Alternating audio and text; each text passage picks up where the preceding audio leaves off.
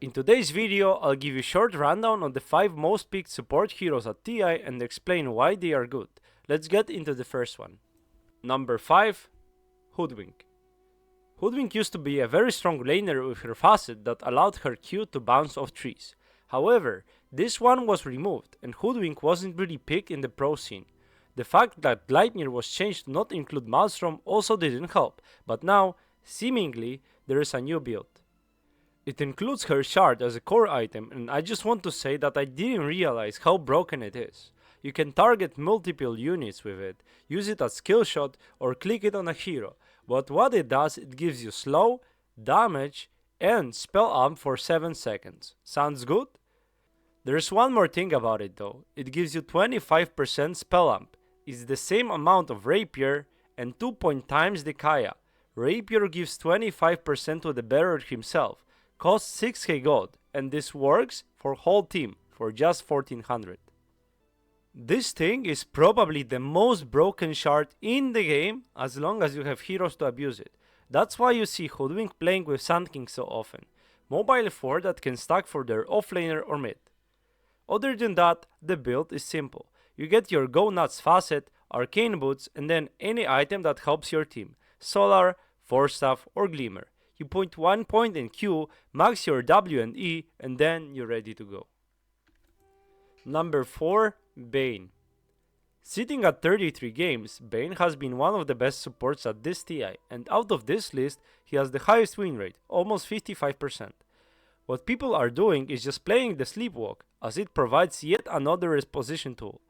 Paired up with his ultimate that is BKB piercing stun, Bane makes a very solid hero that fits into a lot of drafts. You can run it as 4 or 5, you're universal, so your laning stage is always solid, and you have 3 disable.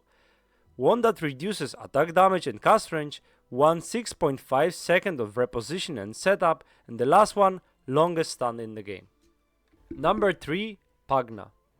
This hero has been there since the Fisher tournament and nothing has changed. Again, this is a trend on this list. He's probably one of the most stable laners, can lane both as 4 and 5, and power of this hero lies in the fact that he's making the game hard for enemies. There are so many angles to play him. You can push towers your Q, stand behind your cores with your ultimate and solar crest, or save people by using W. Despite low HP pull, your siphoning ward facet that you should always take gives you so much sustain in the fights you will never run out of resources. Pugna's Blast maxed out deals over 200 damage to a tower, and punishing weak lanes by getting all the tier 1 towers at 12 minutes is the best way to close up the map for enemies. What I've been saying also is Pugna needs to be addressed. If you run a lineup without natural nullifier carrier, you will lose the game. Number 2. Snapfire.